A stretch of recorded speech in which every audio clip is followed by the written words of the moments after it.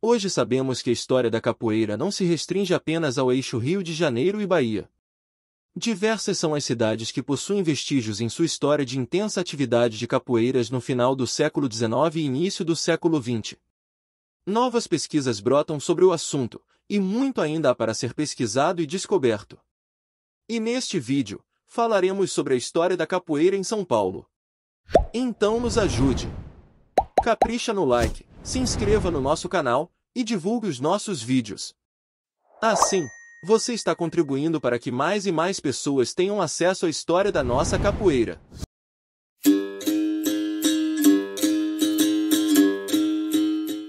São Paulo se apresentava como um desses locais com terreno fértil para a pesquisa da história da capoeira e com poucos trabalhos a respeito. Ao mesmo tempo, a cultura negra, e especialmente a capoeira no pós-abolição, é um tema ainda com muito espaço para pesquisas, como se houvesse um hiato entre a grande repressão do início da República e o desenvolvimento do modelo baiano de capoeira. Para falar de capoeira em São Paulo nas primeiras décadas do século XX, é importante entendermos que já existia uma tradição de capoeiragem na cidade desde o século XIX entre escravizados, libertos e até entre a elite na Faculdade de Direito do Largo São Francisco. Também é importante perceber que a cidade passava por profundas transformações nesse período, deixando de ser a pacata vila do século XIX e caminhando para se tornar a maior cidade do país. Cafeicultores do interior vinham fixar residência na cidade grande, fundando bairros como Campos Elíseos e depois Higienópolis e ocupando áreas como a da Avenida Paulista.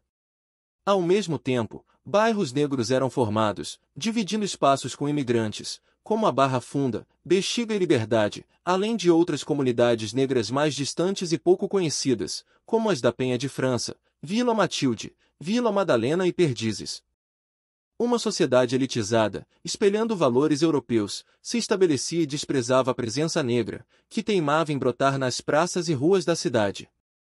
Emblemática é a mudança da Igreja Nossa Senhora do Rosário dos Homens Pretos, da Rua 15 de Novembro, atual Largo Antônio Prado, para o Largo Paissandu. Havia um cemitério e moradias negras no entorno da igreja, situada bem no coração da cidade, que, para além dos cultos católicos, era um local de encontros e práticas religiosas e culturais africanas.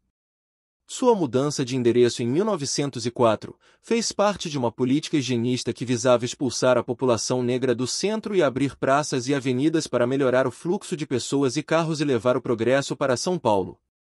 Esse é o tom dos jornais das duas primeiras décadas do século XX, ao falar da população negra e suas práticas, incluindo os casos de capoeira, que pipocam nas páginas de ocorrências policiais e retratam os capoeiras como bandidos transgressores, mas deixando transparecer seu lado lúdico, a formação de grupos nos moldes das maltas cariocas e a presença de mulheres e crianças na capoeiragem paulistana.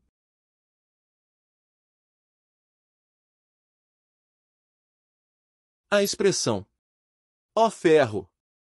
Nunca vi tanto aço" pode ser atribuída aos capoeiras do início do século XX em São Paulo, e é encontrado em alguns artigos que se referem à capoeira.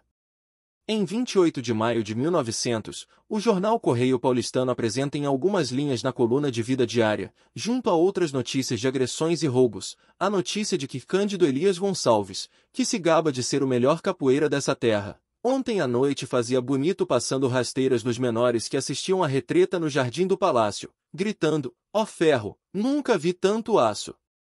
Assim como Cândido Elias, havia centenas de capoeiras espalhados por São Paulo, resolvendo conflitos, brigando e resistindo a prisões, treinando e se divertindo com a capoeira.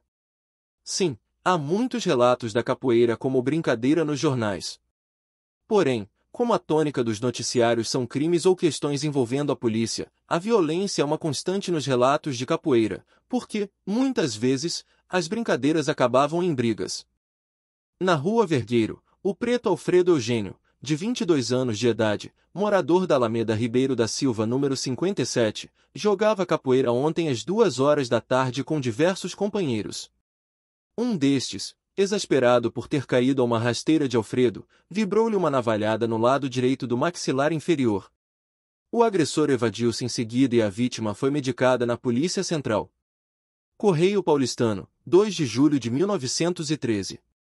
Estes capoeiras do início do século XX usavam navalhas, cacetes e bengalas, armas herdadas da capoeiragem imperial, e também golpes clássicos, como cabeçadas, rasteiras e rabos de arraia.